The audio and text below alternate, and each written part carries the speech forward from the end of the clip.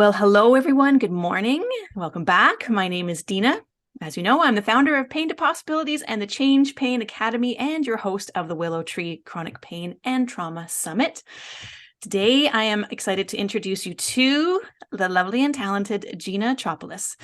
Gina is the founder and co-owner of Royal York Massage Therapy in Etobicoke, Canada. She is a trauma-informed registered massage therapist with 23 years of experience specializing in perinatal care. Gina is also an Ontario-trained midwife who served the families of Halton and Peel regions for 10 years, supporting women and their families throughout their pregnancy and postpartum journey. As a trauma-informed registered massage therapist, she provides a client-centered approach to massage therapy, which is collaborative and acknowledges that each individual is an expert in their own body. Hallelujah. Gina's expertise in anatomy, the nervous system, methods of relaxation, knowledge of how pain works, combined with a deep respect of each individual and how they perceive pain, come together to help her facilitate clients on their healing journey. Inspired by her own personal journey of working through trauma, helping women work through trauma in labor, pregnancy, and postpartum, Gina's goal is to help broaden our understanding of pain and trauma one client at a time, providing a more comprehensive approach to their healthcare plan. Gina believes this approach is essential not just in massage therapy or midwifery, but throughout our healthcare system. Yes. Gina, our topic for today is many, but we're going to really hone in on how pain and trauma shows up in the body. Gina, thank you so much for being here. I'm really excited to have you on board. Thank you for having me. I've never done anything like this before, but I'm really, really excited. It's been really amazing to watch you work on this project and bring so much to the community, the pain community. Oh, thank you. There's been a lot of great speakers, and some of them have never done this before either. I mean, it's the first time for me too. So, but some amazing voices definitely coming to the table. So I am really excited. You are the last recording, so it's kind of like saving the last hurrah here. So thank you for being here. So Gina, as I'm asking everyone, I think it's really important for people to understand a little bit about your backstory. So can you tell our listeners how you got here and maybe a little context as to what your story is all about? Sure. Well, I've always had a fascination with the human body and how it works physiologically. And that led me to do a Bachelor of Science in Anatomy at McGill University, and then became a registered massage therapist and then a registered midwife. I was a perpetual student there for through my studies, I really developed a keen interest and a curiosity to understand that mind-body connection. I grew up moving around a lot. I was the youngest of three and a product of divorce. I was born into an environment where my parents didn't get along. And from age 7 to 16, I didn't see my dad. And without realizing at the time, my childhood really set the stage for my pain and trauma journey. My mom was a first-generation immigrant from Greece, hardworking, resourceful, determined single parent who went above and beyond to raise us. And we all chipped in to help out. And the four of us were a really close unit. There was lots of love shared among us, yet each of us carried within ourselves a deep-rooted pain as a result of the trauma we experienced from the dynamics between our parents. And it wasn't until my first year at McGill that I discovered the root of the pain and trauma that I carried inside of me. And I was assaulted at university, and I was introduced to counseling after having been assaulted, which helped me begin that process of identifying my pain and trauma, and gradually, very gradually, helped me see the protective layers that I laid down over the years, creating a solid, like, protective covering that served me well through difficult times, so that I wouldn't have to feel the pain that I carried deep inside of me. Right. Oh my gosh, Gina. That is why I wanted to bring you on board. I mean, above and beyond just the pure level of professionalism that you have and this deep intuition that you have as a care provider, because I've seen you work on both spectrums. Not only are a midwife, but you're also a massage therapist. You also happen to be my sister-in-law, so I'm a little biased, but you are by far the most intuitive person I have ever met. And I'm sure part of that is really coming from your experience. Part of the thing that I think is really important for our, just our listeners in general, is that much of what we're going to be talking about today not necessarily taps into the professional side. Some of it, yes. But I think some of the work that you've done, you're such a great example of the work over the years that you have done in building awareness around what your story is, how it's impacted your life, and the work that you're doing to help, sort of break that cycle and to help your kids through this process as well, and to help yourself through this process.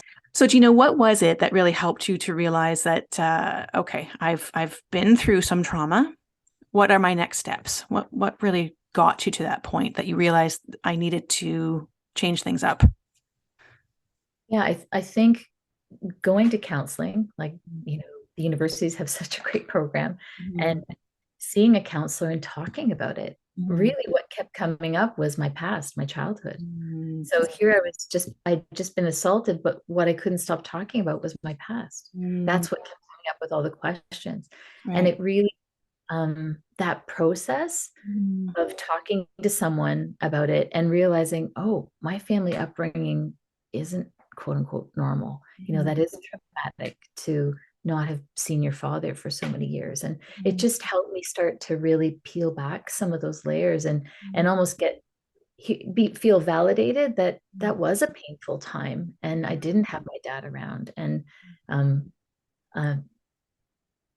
uncovering some of those protective layers really helped me feel the feels, as they say. Like I got to really understand how deep rooted and complex the nature of the pain I carried inside of me was, and how it actually translated into so many areas of my life. And it impacted my choices, it impacted my behavior, it impacted my physiology. Right.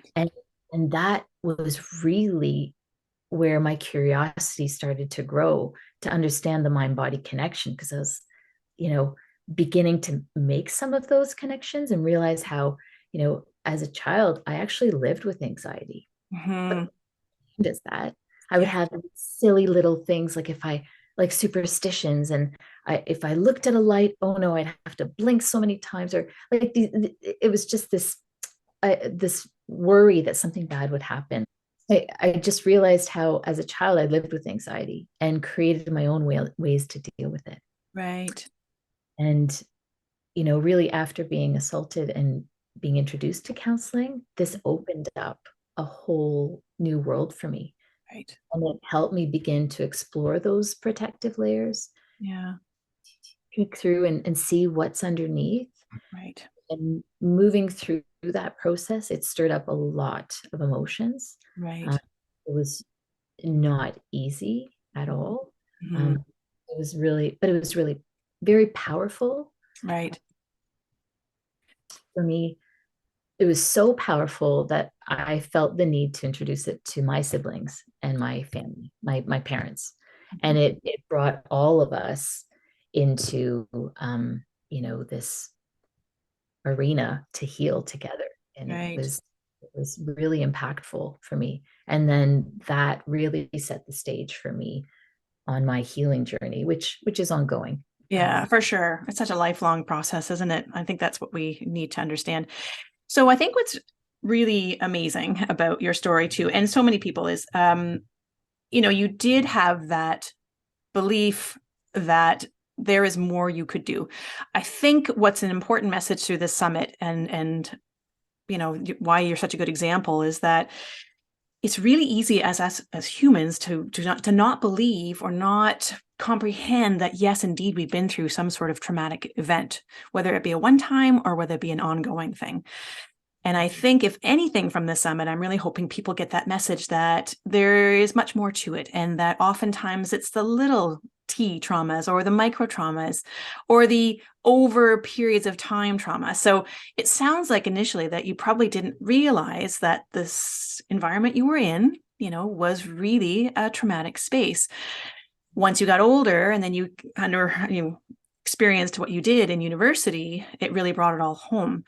So I think that's an important message for our listeners, is that it's okay if you don't know right away that it's trauma. Or if you do feel like something's not right, it's okay to acknowledge it and then to go and seek help. What you also said, what I think is really important, is the protectiveness, this innate protectiveness that we have. I mean, really and truly, all the responses that we have in trauma and pain are there to protect us. Again, that's one of the other overlying themes of the summit. All our presenters are talking about it, which is fantastic. But what did you find your protective measures were? Like, what were the behaviors that you were doing to really protect you from either the environment or the trauma itself? Yeah, I really recognized that I was a people pleaser, Mm-hmm. and Mm-hmm. realized that, by just keeping everyone else happy, Mm-hmm. that was the answer. Mm-hmm. And it would fill my bucket, as they say, because, it feels good to make other people feel good. And then it keeps everyone, there's no Mm-hmm. problem, then you don't have to feel that Right.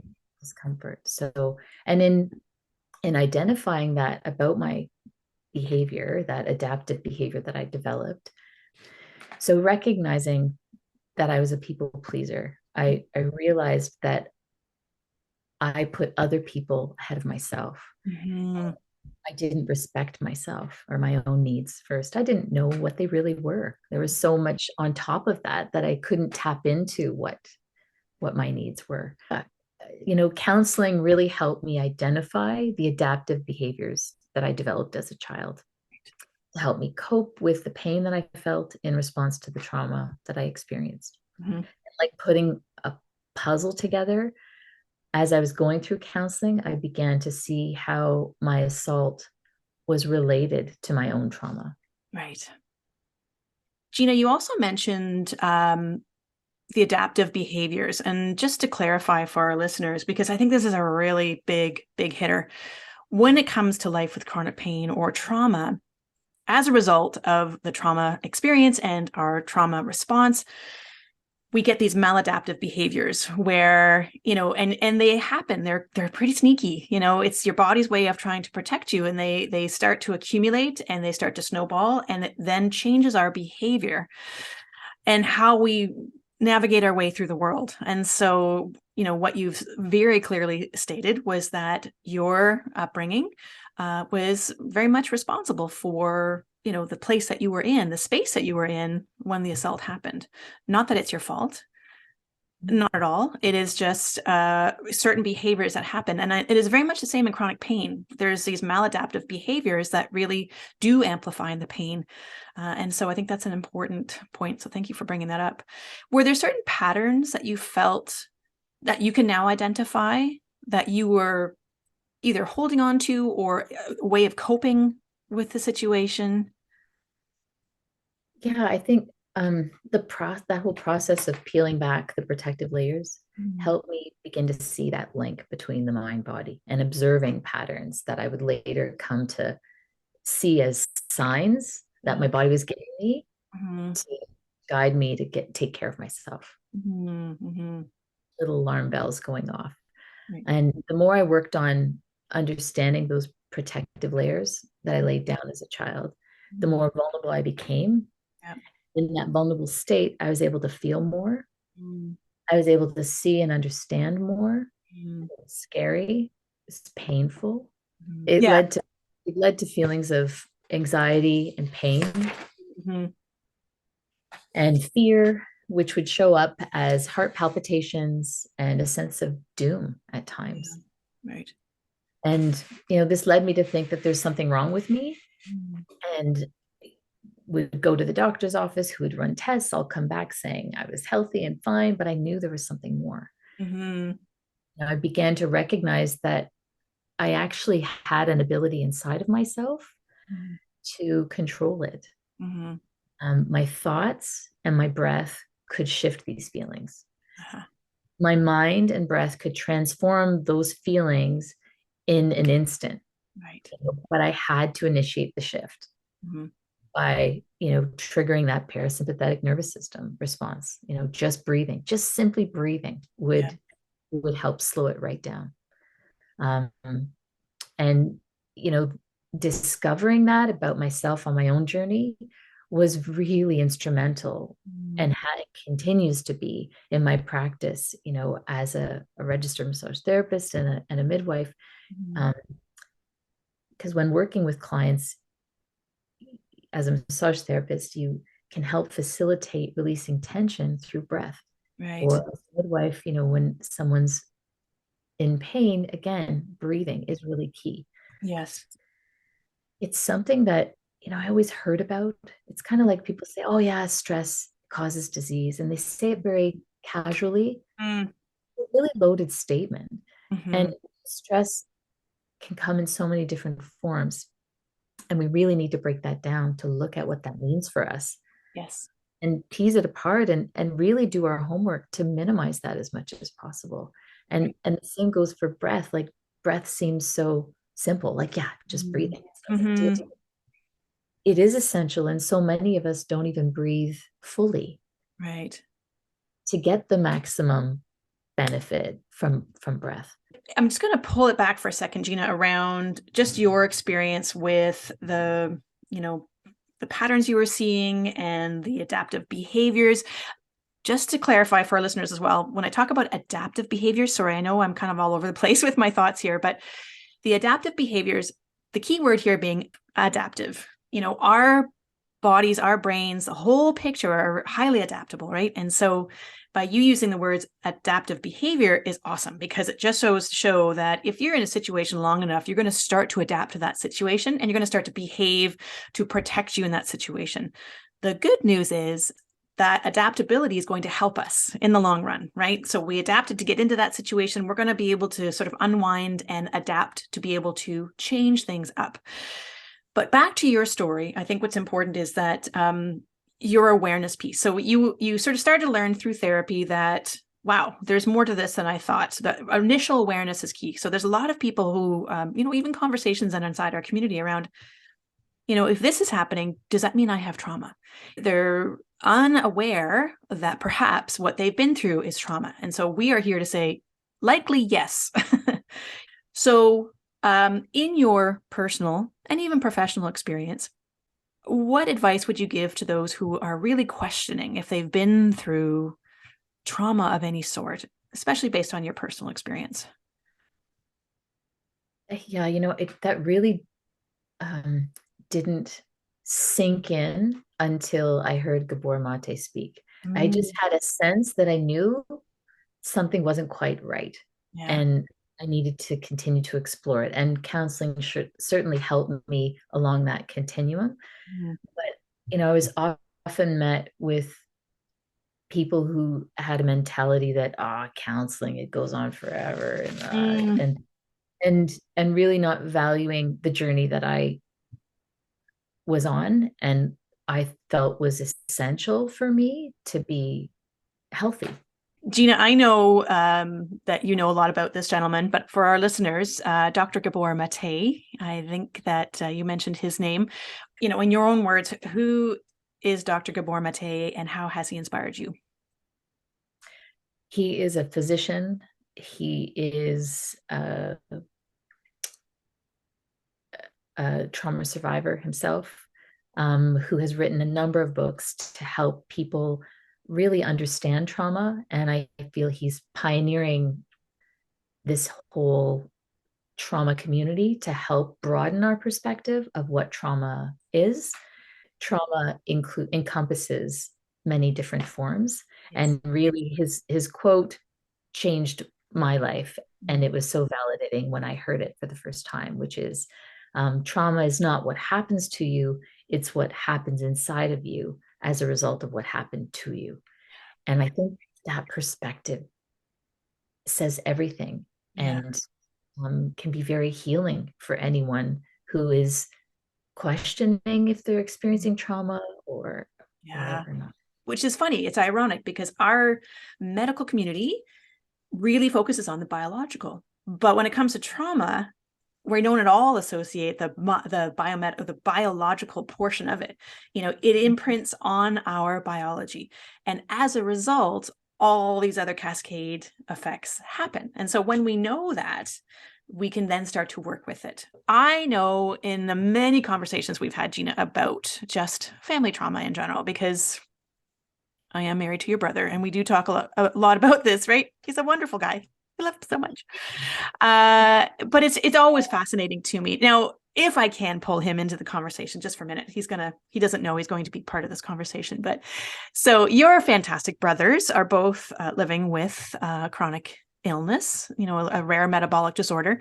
And I find it so interesting how they are now starting to piece together the biopsychosocial aspect of it. So they know the biological very well because they've lived with it and they've had to cope with it. But what they're really starting to piece together is the psychological and the social, how their environment influenced disease and how coping mechanisms have come out as a result of living with this metabolic disorder. So anyway, that's aside, but one voice I think that's really important to bring to the table, and I know you're very knowledgeable about, and I'm hoping I'm not throwing you to the sharks here, is just the inner child voice. What is the exploratory work you have done on understanding, hearing, listening in, working with the inner child and her experience from all those years ago? What a great question.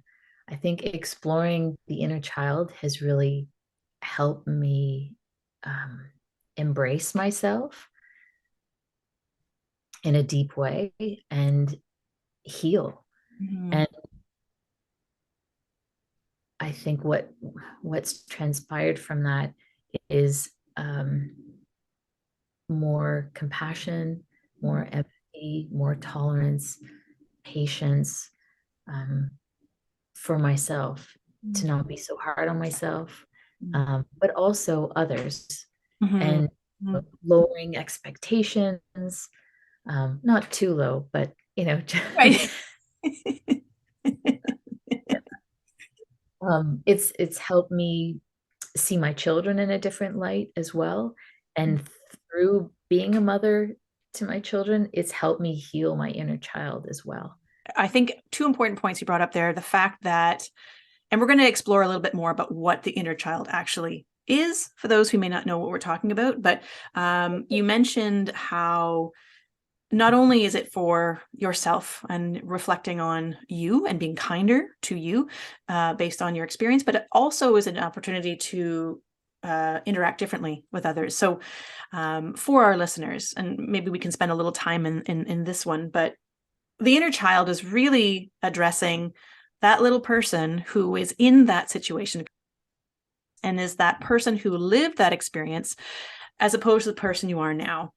And then, sort of doing the work to acknowledge that little person, right? Who was there in that moment, who experienced it. So hopefully that clears up for our listeners. But that person that you were then compared to who you are now, obviously is very different. But to be able to tap into that person, understand what they were living in at that moment, do you feel that gives you a different perspective as a grown-up to be able to address and acknowledge that young person? Absolutely. And I think what's so important about making that connection, that reconnection, if you will, is that it helps shed light on the moments when that little girl comes up, because she's there. That inner child is always there, right? It doesn't go away. Right. And it's how we take care of that inner child. So the way I understand it and what's helped me is that we all have an inner child who may not have had certain needs met. Our parents aren't perfect. They've done the best that they could with what they had. And really, I believe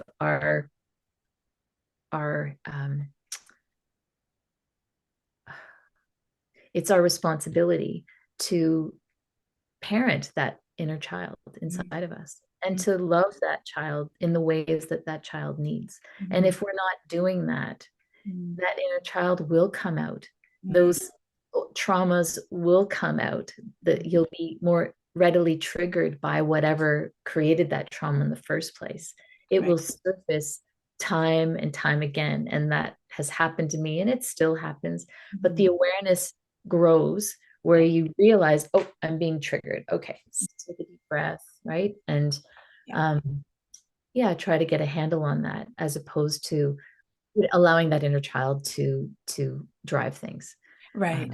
To be present too, I think. I think one that of the important parts of the inner child, I think, is that, like you said, it's still in us. We want that inner child to be present still, right?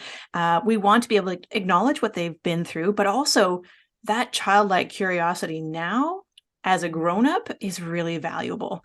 That's the sort of curiosity we want to show up to understand the situation we're in and understand the pain we live with. You know, kids will just say it like it is. Kids will ask questions without, right? Without fear.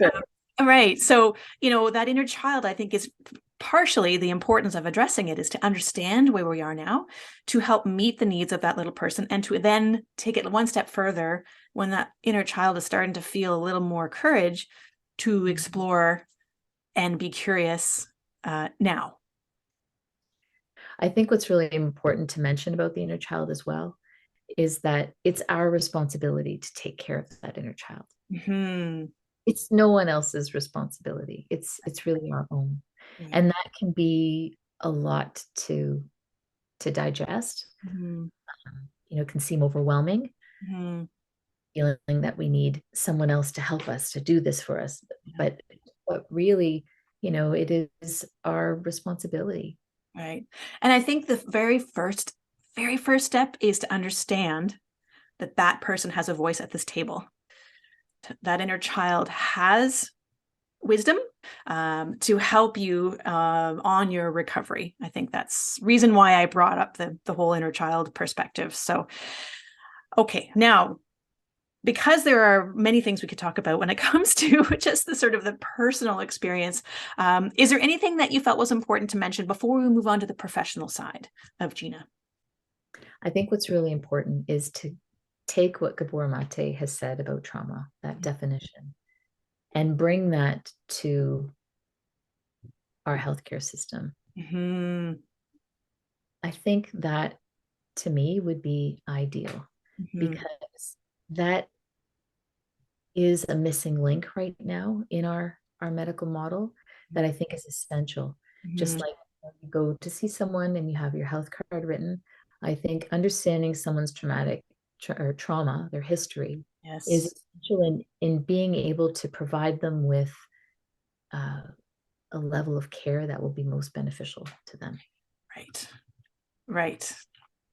And if people are in tune with what they're feeling, Mm-hmm. then they can help advocate for themselves, Yes. speak up, Yes. and say, you know, I actually would appreciate if I just need to take a deep breath before you do this procedure or that. Right. It's just a couple seconds, but it can make a world of difference. Right. You know, if we as individuals can stay true to ourselves and Mm-hmm. trust our instincts and follow our intuition, Mm-hmm. it can lead us, I think, more successfully down that path to get the level of support that we need, Yes. really deserve. Mm-hmm. Ah, so well said, Gina. Yeah, I think the more you know, the more informed choices and informed conversations you can have. Now, I know we don't have the luxury of time when it comes to a physician conversation, but many of the other providers have that time and space. And so the more you know, the more you can engage that in that conversation. Yeah, well said.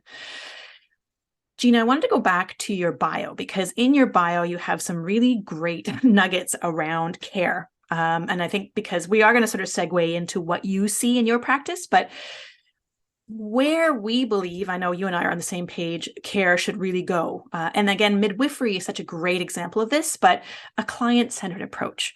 You know, what does a client-centered approach look like?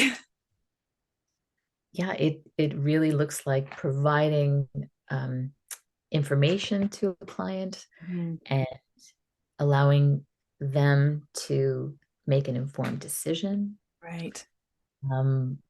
considering the experiences of that client, if they've had trauma in the past, to make sure that the care plan is considering Yeah. all of those needs that the client has to make sure that they feel safe Yes.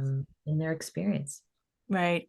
And you said earlier too, which I loved, just the fact that they are part of the conversation, especially when they're informed, they can become that key stakeholder, at the decision-making table. And I think that's fantastic.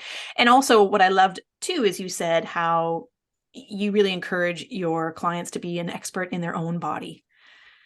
What does that look like? So it comes back to being able to voice or share what they're feeling in their body, Mm-hmm. and taking that into consideration as opposed to telling them what they're feeling.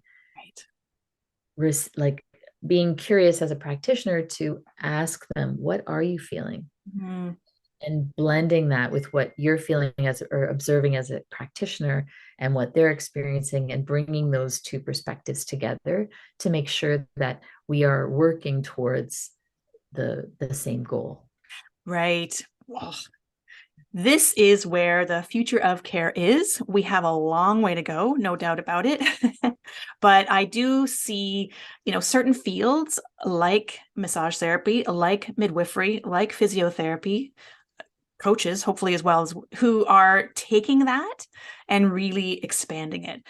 Perfect. Now, when it comes to the professional side of Gina, things that you are seeing. So I know what makes you such a great practitioner is partially based on your experience and what you've lived. So you know how things start to show up in the body, but can you tell our listeners what you're seeing showing up in your client's physical self based on perhaps lived experience? So yes, I'm glad you asked that. It is very interesting when I'm working on someone and their tissues are really, as a massage therapist, and the tissues are really tight, even as a midwife, actually, this applies.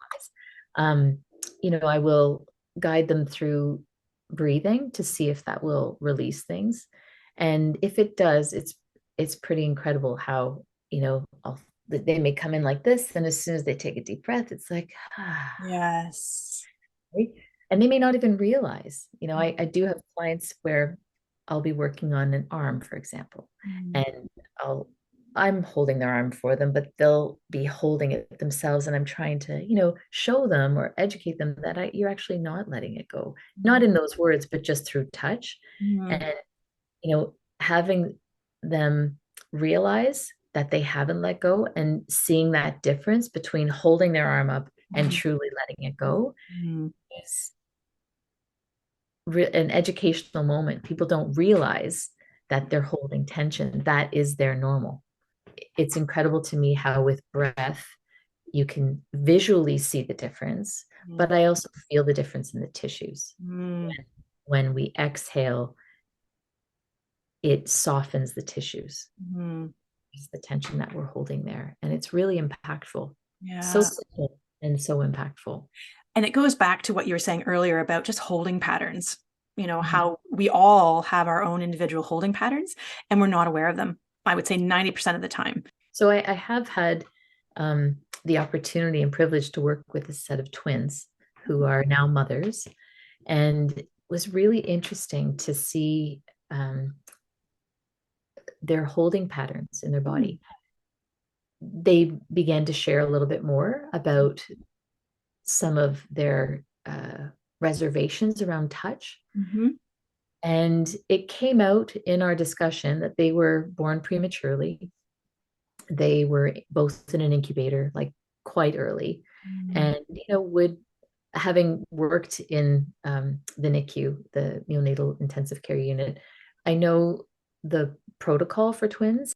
It involves IVs, feeding tubes, being in an incubator, someone coming and sort of handling them, leaving, coming again, handling them again. We've come a long way from, how things used to be, Right. with kangaroo care, having baby skin to skin more Mm. often. But the reality is that's what their first experience to touch was. Mm. So it was interesting when both of them shared a hesitation, like a reservation around anticipating touch. Ah. Those felt more comfortable to have it being vocalized first. I'm about to do this. Mm. Huge difference Mm. was felt in their tissues, like they could release more. Yeah. And, it's a theory, but one I think worth exploring, is there a connection between their very first introduction to touch to their current response to touch and Mhm. their addiction to it, if you will? Like they have a lot of stress and anxiety around that. Well, if you were to ask Dr. Gabor Mate, he would say likely 100% yes. It's so fascinating.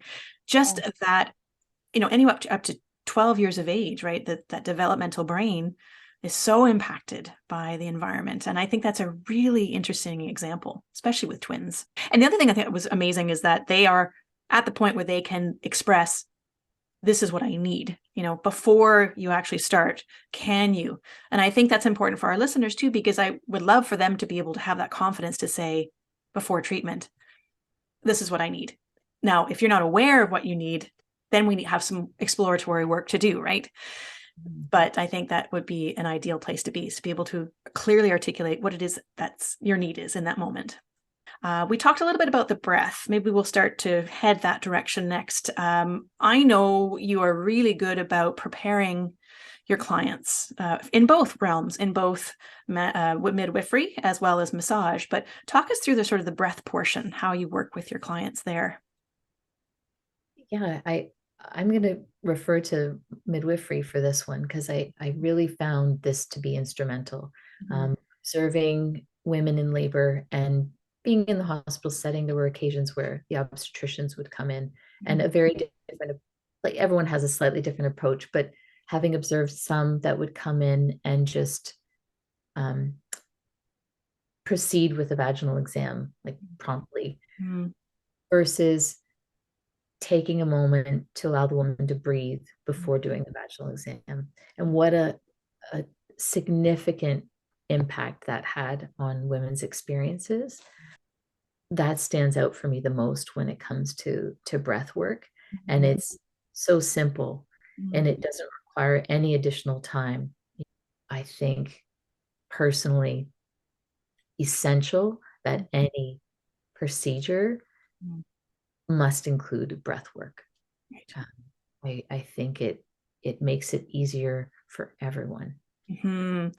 And perhaps that allows our listeners a little bit of space. So if they are feeling anxious before they go to see their physician or they're heading into treatment, to just ask for a moment.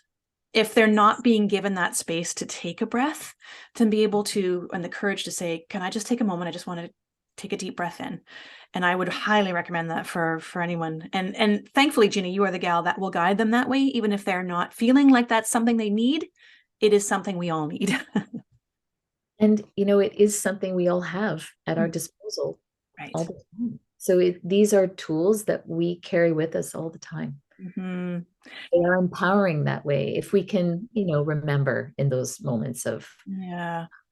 Right. difficult. That is the biggest thing. You're right. Because even though breath is such an intuitive, natural process, it is the first thing that goes, isn't it, when we're under duress? But with practice, because it's like any other muscle memory, right? If you just start and practice that skill of breathing, which sounds crazy in the sense that I know how to breathe, but really we could do some work, couldn't we? Yeah. Mhm. And so when you do the breath work with your clients, can you see a physical change in their physical self, emotional self? Yeah. I do. I notice just a sense of calm, uh, Mm-hmm. peace, and confidence grows. And then in the tissues, you feel that ease. Mm-hmm. Tension is lifted. Yeah. And even in terms of labor, it has a huge impact. If a woman is very stressed and tense and tight in labor, that impacts her laboring experience. It's the body sort of fighting against itself and doesn't allow the baby to come out as easily. So it's I yeah. think that if this is the one thing that our listeners get today, because there's a lot of good nuggets in today's sessions, but the process of birth is such a great example of sort of the acute pain, right? The pain is there for a reason. The pain is there to protect. The pain is there to allow this process to happen.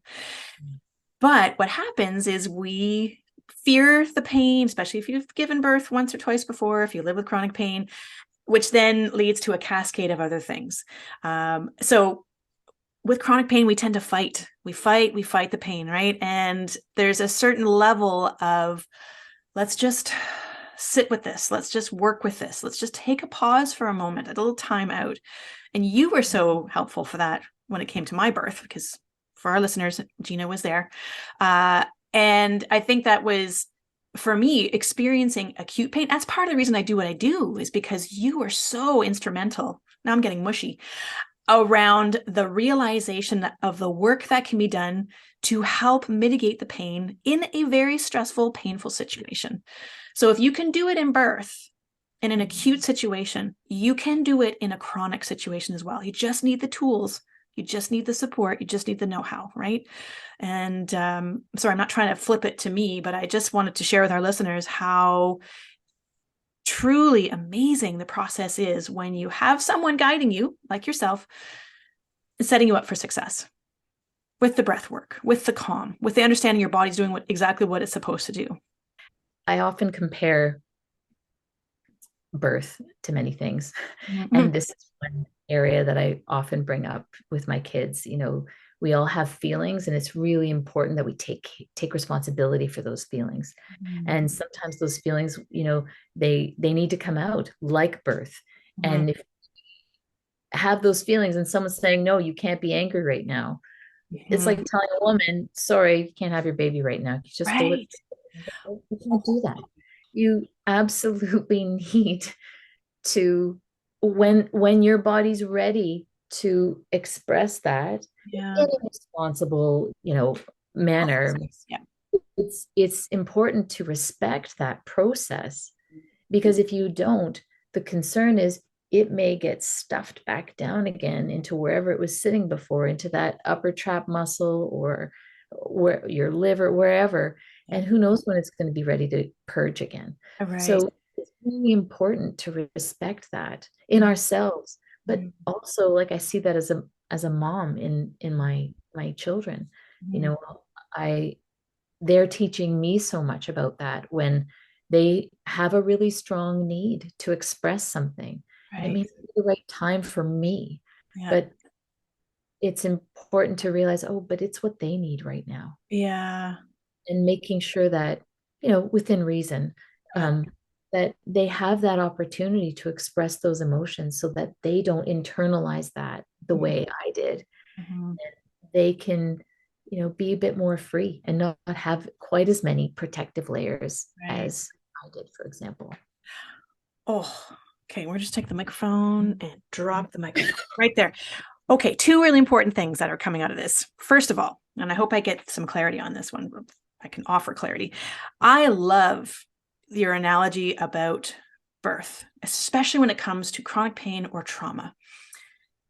If we can look at that letting go, that release, as something that is life-giving, as opposed to the flip side, which is all they're getting, that it's work. Yes, it is work, but boy, there is a beautiful upside to this. It's a life. It's your life. It's the life of the people around you. The other thing that I think is really important is, like you said, with your kids, that need to express yourself. And some of the workshops we've done here already have been around expressing yourself. But I think what is really important is that to communicate that with others around you. So your kids are intuitively really good about doing that anyway. Plus, they have an amazing mom who is helping to facilitate that safe space to allow that to come out.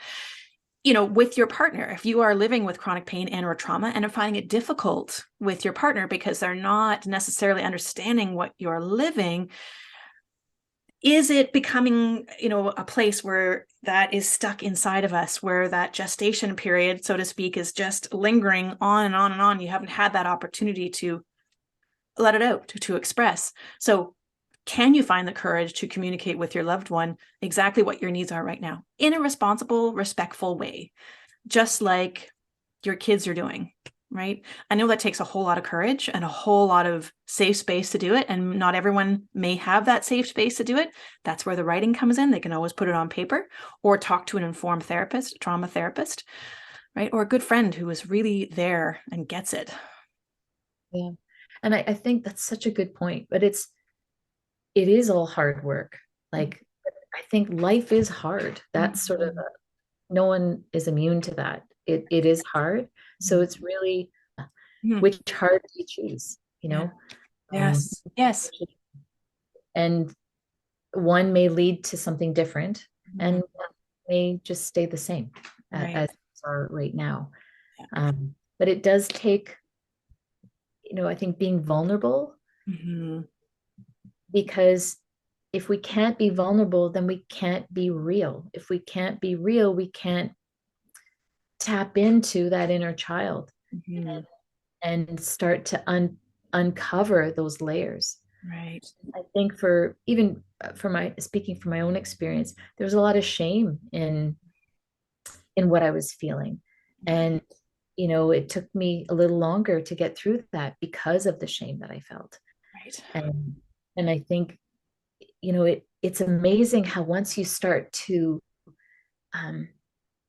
accept all the pieces of yourself, or more accept your trauma for what it is, and you start to open up and become more vulnerable, the things just unfold around you. Doors open, people come into your life, books come, onto your lap. That's how I got introduced to Gabor Mate. I didn't go seeking that book. It just fell on my lap. And it's amazing how I really have witnessed and experienced that things just unfold in this really natural, organic way. And it's not it doesn't require as much effort as I thought, which might sound cliche, but I mean this sincerely. I think once you're on that trajectory, and you're a little more aware of what you're feeling and able to protect those feelings and take care of them, things just naturally unfold. And I agree 200%. I think that's such a beautiful nugget. And if I can give another example, a sister of mine who has been through so much and really resisted the change, any sort of opening, any sort of allowing those books to fall on the lap, just couldn't get to that point, really stuck in the muck, right? And then as soon as that door opened just a little bit, where a little bit of the light was able to come in and they were able to accept, okay, perhaps I'll let that light in, perhaps I'll see that light, perhaps I'll smell the light, I'll be in the light, things started to unfold. And it's just amazing. It just takes that teeny little crack in the door, right? And then when you are paying attention and you are allowing things to happen, then you're right, it unfolds. And so, not to say it's not going to take work and a lot of persistence. You are the best person to talk to about doing the work, because you have continuously, we are lifelong learners, and the work you have done is fantastic. So to our listeners, please know, you may be hearing this point when you are stuck in the muck, but we are here to tell you that there's more, there's much more. So Gina, I'm really intrigued because we had talked a little bit about, doing the work. And I know from seeing the work that you've done, how it impacts so much around you. So can you talk to us a little bit about how the work that you're doing is really having a large impact on those around you? Yeah. So my childhood led me to certain kinds of relationships. It led me to marry a certain kind of person and develop a certain type of relationship. It was a codependent relationship. So I am really living out the same life that my parents had. And so in working through those pieces, it's incredible how this process is helping my own family of origin heal. Right. My mom sees herself in me. Mm-hmm. My mom sees my dad in my partner. Mm-hmm. My father sees the same thing. Mm-hmm. And having them, it's almost like they're reliving their past through a slightly different lens, is helping them see themselves in a different light. Mm-hmm. And it's helping my family, my relationships with my parents, be healthier, Mm-hmm. stronger, and helping us heal. We're healing, we're doing some great healing Right. through all of this work.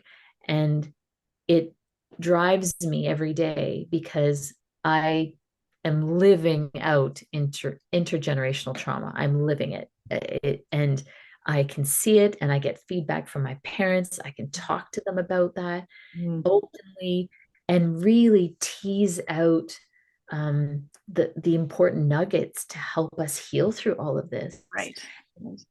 It motivate what drives me to do all this is to help heal my inner child so I can be my authentic self, Mm-hmm. so that I can give more of myself to my kids, so Right. that they too can have a better life for themselves, understand themselves better, and have tools to express themselves so that they don't carry Right. those wounds with them. Um, and yeah, and really help try to shift this intergenerational trauma from repeating itself, Right. because in my family of origin, it's done this for Right. several generations, and it takes a lot of work Yeah. to shift it. Mm. Mm.